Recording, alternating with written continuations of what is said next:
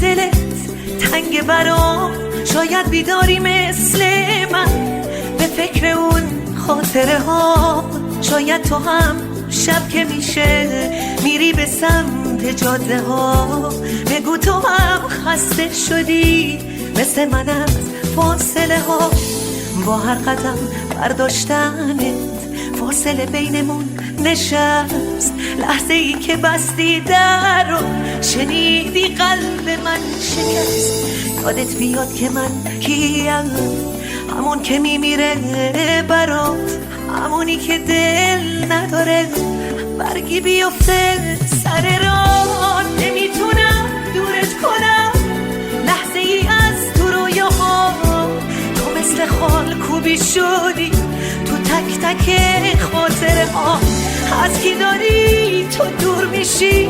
از من که میمیرم برات، از منی که دل ندارم برگی بیفته سر راه. نمیتونم دورت کنم لحظه ای از تو رویاها، تو مثل خال کوبی شدی تو تک تک خاطره ها. از کی داری تو دور میشی؟ از من که میمیرم برات، از منی که دل ندارم برگی بیفته سر راه.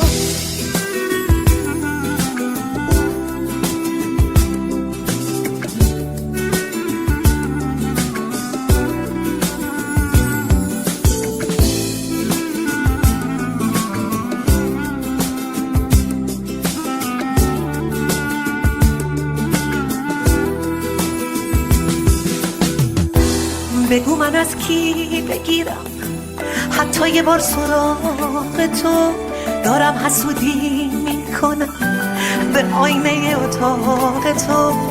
کاش جای اون آینه بودم، هر روز تو رو میدیدمت، اگر که بالشت بودم هر لحظه میبوسیدمت.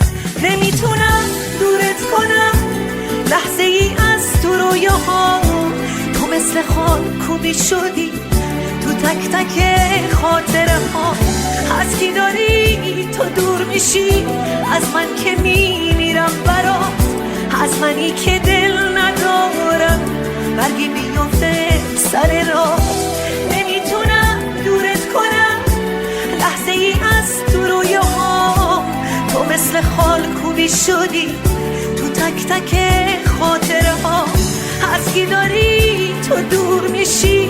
از من که میمیرم برات، از منی که دل ندارم برگی بیفته سر راه.